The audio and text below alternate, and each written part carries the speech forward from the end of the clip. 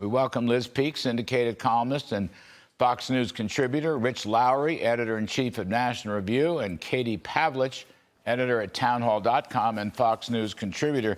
Katie, you're the furthest away. I guess I want to talk about the politics of Iran because, if you have other thoughts, feel free. But, it just occurs to me we've waited 5 days, and that's way too long, and it sends the wrong signal. But most of all, Katie, it just seems like that is another sign or example of Biden weakness on the world stage. And I don't think American voters in the main, Katie, want to see American weakness on the world stage. How do you see it?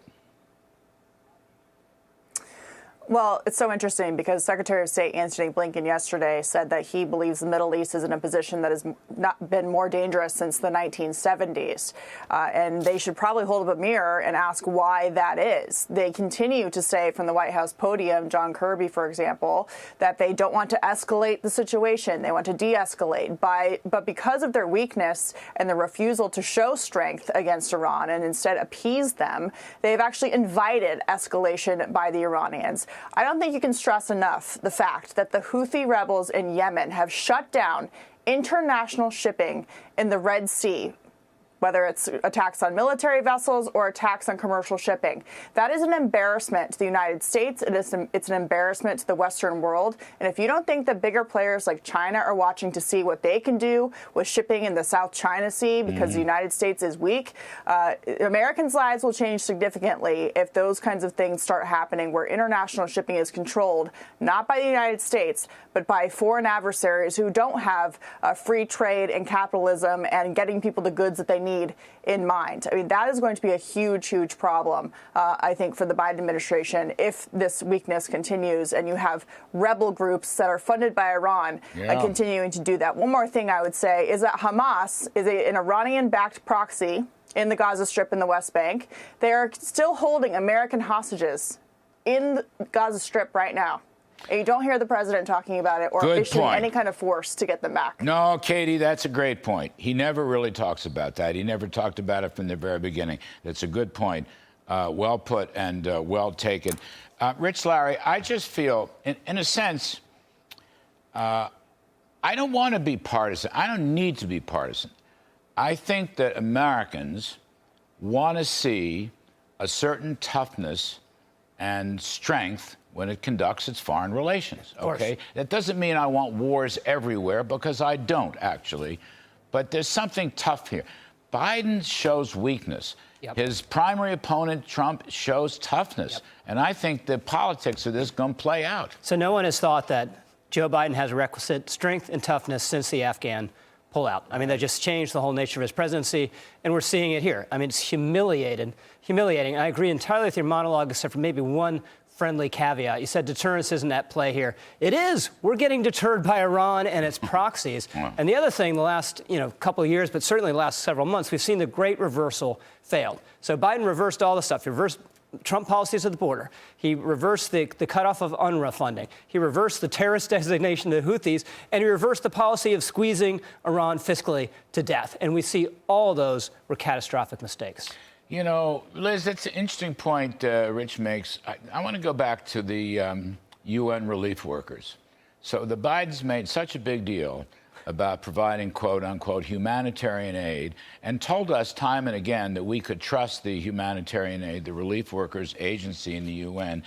Now it turns out, shocking, I'm shocked to learn that many of them were actually participating with Hamas on October 7th, and probably many more. And the people in Israel and others who told us we could never trust the relief workers to distribute humanitarian aid because it was all run by Hamas turned out to be right. This is another example of Rich's point about how they've reversed policy to disastrous consequences. Yeah, I think we've talked about this a number of times on your show. The idea that the Gaza Strip is not run entirely by Hamas was always a mistake. That was simply not true.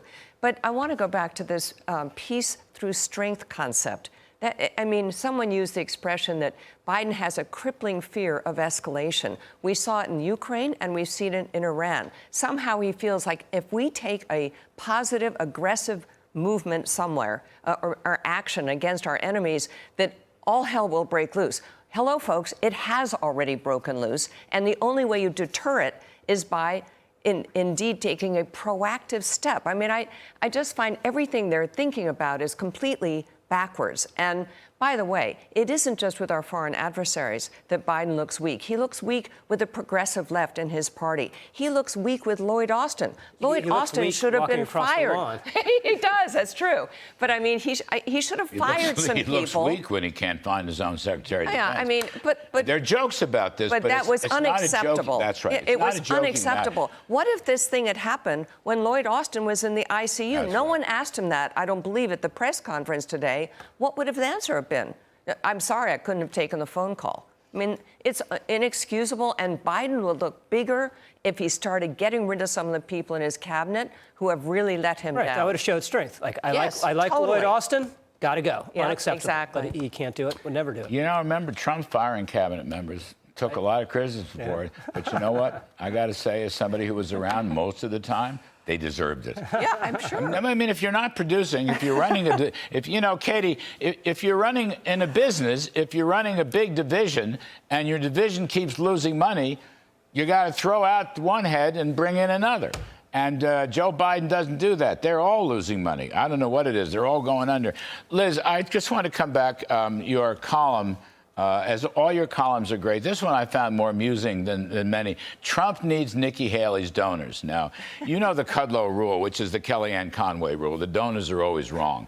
So the donors came out against Trump from the very beginning, and they supported Governor DeSantis, and now they're supporting Haley. But you do make a good point. He will need a lot of money. Yeah. It's going to be a very expensive race, incredibly expensive. I just want to put in the reports yesterday, and I want everyone to weigh in on this. Susie Wiles, campaign manager, met with the Paul Singer Donors Group, New York-based, but actually national group, really powerful donors. And by the end of that thing, I mean, they're ready to come, and they're all looking for connections, and how can I do this, how can I do that? So my point is, I think the tide has turned there. Well, and in fact, to your point, some of DeSantis's donors have actually come across to now being Donald Trump donors. My point was, he really does need this money for him to blast her donors and say, well, they're not going to be in the MAGA tent if they keep supporting Nikki Haley. That was just plain stupid, because he actually wants those people to support him. I think it was one of those got-away remarks. Yeah, fair enough. Watch his actions, not his words. Right. That's what Susie Wiles said. And, you know, we've seen this before. Anyway, I do like think the money. I do think there's a shot that some of these people will come round, because guess what? 4 more years of Joe Biden, I think most of us feel, is an unimaginable horror for our country on so many levels, which we could spend hours But it's not just about. the donors, right? He needs every single one of her voters if he can get them in the fall. And that's why I know it won't happen. But if he talks about it at all, I think he should say, I just want you to know, whatever she's saying about me, I want you, if you're supporting her, to be with me in the fall. I need every single vote. I don't think. Katie, why don't you come in on this, too? I'm sorry. You're here in spirit, if not actually physically. But, Katie, I'm not making a recommendation, but I am saying that I don't think folks, pundits, so forth, should rule out a Nikki Haley vice president or a Nikki Haley, let me say, if not Veep, welcome back into Trump world, into his good graces. You know, he has a history of this, right? He'll get teed off, he'll fire away, and he's very effective at that, Lord knows. But he also, I'm not going to do it on this segment, but there are many examples I could give down through the years where he has welcomed people back to the fold, Katie.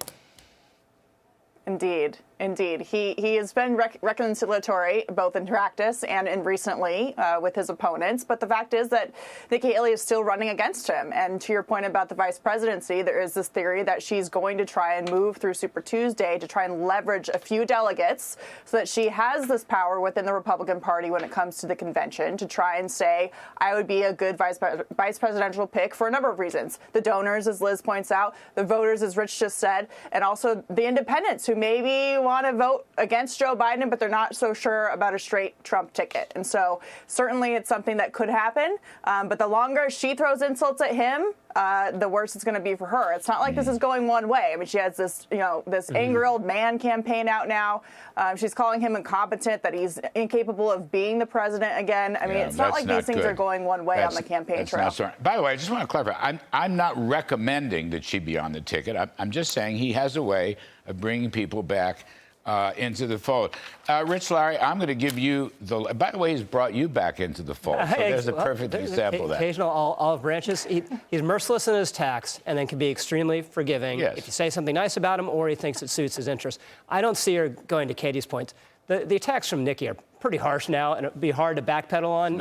Everything's possible in vice presidential politics, but I don't see that. But at the very least, Trump should want, whenever she actually gets out, her to be at the next rally, and with them, just to try to unite the party, because there's 25% that feels uncomfortable. Just remember, for those of us of a certain age, JFK made up with LBJ. And RFK, who was his campaign manager, made up with LBJ. All things are possible at this level. And Ronald Reagan made up with Papa Bush, too. Yeah. So you never know. You never know. Politics, never war, say never, love, right? you just can't tell about this. Thank you, kids. Liz Peek, Rich Lowry, and Katie Pavlich in the ether sphere. Thank you very much for helping.